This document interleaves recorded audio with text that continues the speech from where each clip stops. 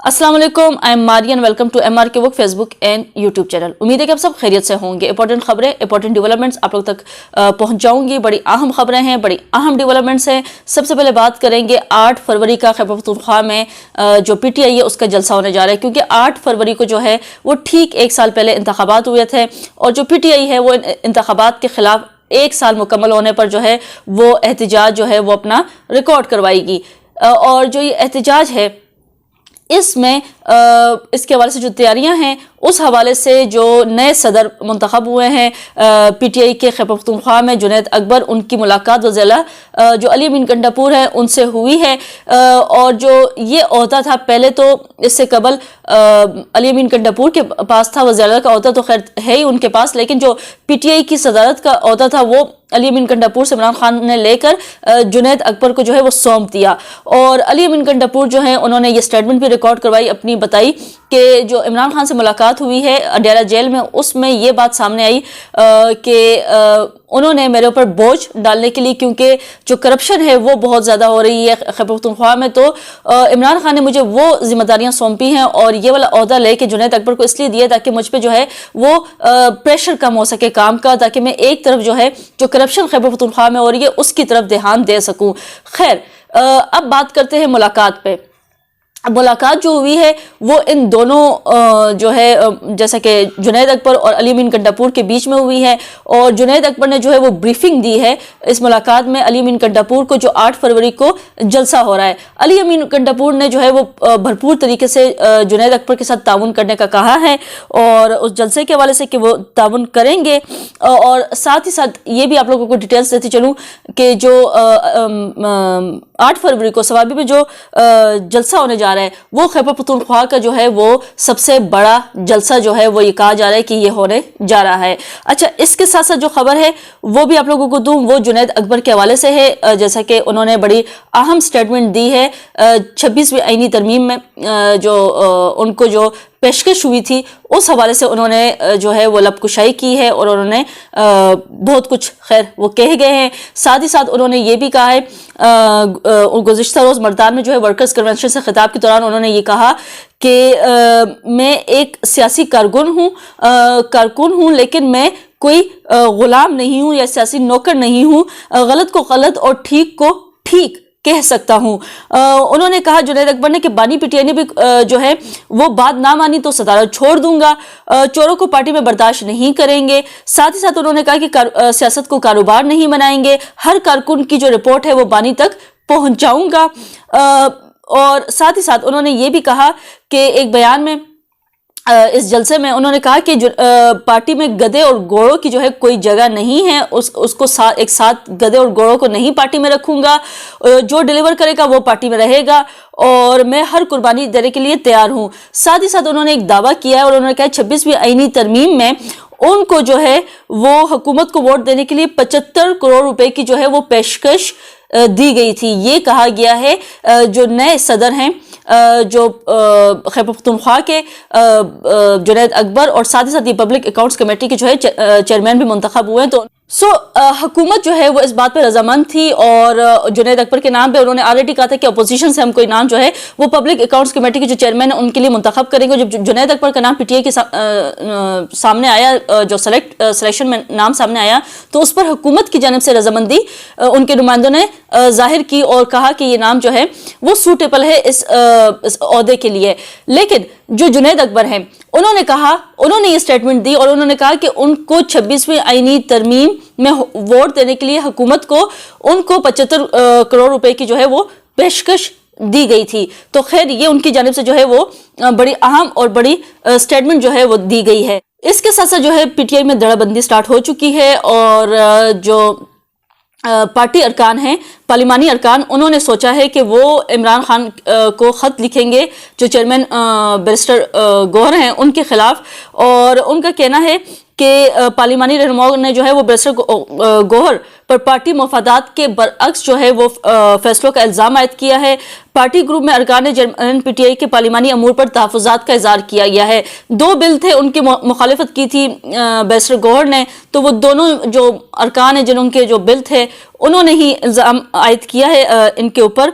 और जो डॉक्टर अमजद खान है उन्होंने सवालात उठाए کہ صحت کی مفت سہولت کا بل قائمہ کمیٹی میں پیش کیا تھا اور ارکان کا الزام ہے کہ بیرسٹر گور نے پارٹی کے رکن ہوتے ہوئے اس بل کی جو ہے مخالفت کی.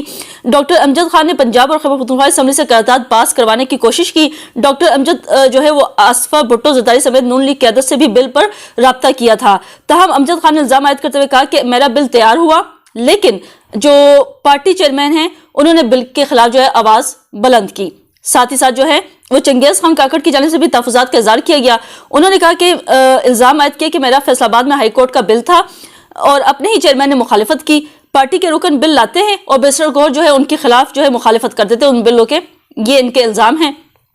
اور ساتھ ہی ساتھ چنگیز خان کاکڑ کا الزام ہے کہ خط میں بیرسٹر گور کی پارلیمانی رہنماؤں سے جو مشاورت نہ کرنے بانی P T I Imran Khan کو آگاہ کیا جائے گا کہ وہ مشاورت نہیں کرتے. ڈاکٹر امجد خان نے کہا کہ یہ ہماری پارٹی کا اندرونی معاملہ ہے, اس پر بات نہیں کرنا چاہتا. جبکہ جو چنگیز خان کاکڑ ہے انہوں نے کہا کہ بیرسٹر گور کے ساتھ ایک بل کے حوالے سے غلط فہمی تھی جو اب دور ہو چکی ہے. تو خیر یہ سٹیٹمنٹ اس ٹائم جو ہے وہ دڑا بندی جو ہے وہ سامنے آ رہی ہے, ڈفرینٹ سٹیٹمنٹس دے رہے ہیں. بیرسٹر گور کے خلاف بھی جو ہے وہ اپنی ہی پارٹی کے جو رہنما ہیں وہ کھڑے ہو گئے. پارلیمانی جو رہنما ہیں وہ اب کہتے ہیں کہ وہ بل کی مخالفت کرتے. جب ہم بل لاتے تو جو بیرسٹر گور ہے وہ ان کی مخالفت شروع کر دیتے تو ہم لیٹر لکھیں گے عمران خان صاحب کو.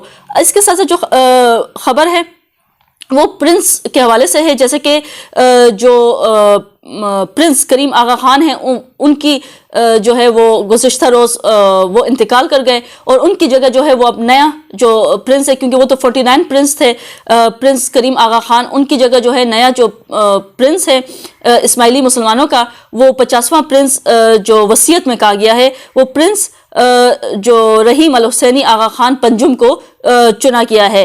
اور جو امریکی اخبار ہے ان کے مطابق آغا خان ڈیولپمنٹ نیٹ ورک نے ایکس پر جو ہے وہ یہ پیغام جاری کیا اور اس میں کہا کہ پرنس رحیم الحسینی آغا خان پنجم کو اسماعیلی مسلمانوں کا 50واں جو امام ہے وہ نامزد کیا گیا ہے. یہ پیشرفت 49ویں امام پرنس کریم آغا خان نے جو ہے وہ اپنی وصیت میں جو ہے وہ لکھا تھا اور یہ وفات کے بعد سامنے آیا ہے ان کا نام. اور پرنس رحیم الحسینی آغا خان پنجم کو آج شیعہ اسماعیلی مسلمانوں کا 50واں امام روحانی پیشوا مقرر کر دیا گیا ہے. ان کے مرحوم والد پرنس کریم الحسینی آغا خان جاروم کی وصیت کے مطابق انہیں امام نامزد کیا گیا ہے. جو پرنس کریم آغا خان ہے وہ پرتگال کے جو دارالحکومت ہے لزبن میں انتقال کر گئے تھے. 88 سال کی عمر میں یہ انتقال کر گئے اور ان کا جو ہے مولانا شاہ کریم الحسینی جس کو پرنس کریم آغا خان کہتے ہیں اسماعیلی کمیونٹی کے 49ویں جیسے کہ امام تھے. اور اس کے ساتھ ساتھ جو ہے ان کا نماز جنازہ ادا کیا جائے گا لزبن میں اور ان کے انتقال پر دنیا بھر میں جو ہے وہ جماعت خانوں میں جو ہے خصوصی دعائیں کی گئی ہیں. وزیر خزانہ سینیٹر جو ہے محمد اورنگزیب پرنس کریم آغا خان کی آخری رسومات میں جو ہے وہ شرکت کریں گے. آغا خان ڈیولپمنٹ نیٹ ورک کے ذریعے انہوں نے دنیا کے مختلف خطوں خصوصاً ایشیا اور افریقہ میں فلاحی اقدامات زیادہ تر تعلیم, صحت, معیشت اور ثقافت کے شعبوں میں تھی. پرنس کریم آغا خان کو مختلف ممالک اور یونیورسٹی کی جانب سے اعلیٰ جو ہے وہ ترین اعزازی ڈگریوں سے نوازا گیا تھا. پاکستان کی ترقی کے لیے مزاری خدمات انجام دینے پر پرنس کریم آغا خان کو نشان پاکستان اور نشان امتیاز سے بھی نوازا گیا تھا, کیونکہ یہاں پر جو ہے انہوں نے بھی تعلیم, صحت اور ڈفرینٹ شعبوں میں جو ہے بڑے انہوں نے کردار ادا کیے ہیں. اور دنیا بھر میں جو ہے ان کی یونیورسٹیز ہیں, ان کے صحت کے حوالے سے جو ہے ہاسپٹلس ہیں, تو بڑی جو ہے وہ انہوں نے جو ہے ڈیولپمنٹس کے اوپر کام کیا ہے, چاہے وہ صحت کے حوالے سے ہو کسی بھی حوالے سے ہو. یہ لوگ جو ہے وہ پرنس کریم جو آغا خان ہیں وہ پیش رہے ہیں ان تمام فلاحی کاموں میں. جو لاسٹ خبر ہے وہ ڈمپروں کے حوالے سے ہے, جیسے کہ کراچی میں جو ہے 5 لوگوں کو کچلا جا چکا ہے اب تک ڈمپروں سے. تو اس حوالے سے گورنر سندھ جو کامران ٹسوری ہے ان کے حوالے سے انہوں نے سٹیٹمنٹ دی ہے. انہوں نے کہا کہ گورنر سندھ نے کہا کہ صرف کراچی میں ہی ڈمپروں کے واقعات کیوں سامنے آ رہے ہیں, اس آئے روز ہی کچلنے کے جو وہ ہے اس قدر واقعات کیوں ہیں. ڈمپر ڈرائیوروں کا لوگوں کو کچل کر فرار ہونا سوالیہ نشان ہے. جس کمپنی کا ڈمپر حادثے کا ذمہ دار ہوگا اس کمپنی کے خلاف جو ہے وہ کارروائی کی جائے گی. گورنر سندھ نے صوبائی حکومت کو ڈمپر مافیا کے خلاف 1 ہفتے میں لاہے عمل تیار کرنے کا کہا ہے اور مطالبہ کیا ہے کہ حکومت ڈمپر مافیا کے خلاف کارروائی کرے ورنہ لاہے عمل جو ہے وہ دوں گا. یہ کامران ٹسوری نے کہا ہے. بڑا ہی سیریس معاملہ ہے کہ جو ڈمپر ہے وہ آتے ہیں اور کچل کے فرار ہو جاتے ہیں اور ان کو کوئی گرفتار کرنے والا اس ٹائم کراچی میں نہیں ہے. واقعات بڑھتے جا رہے ہیں.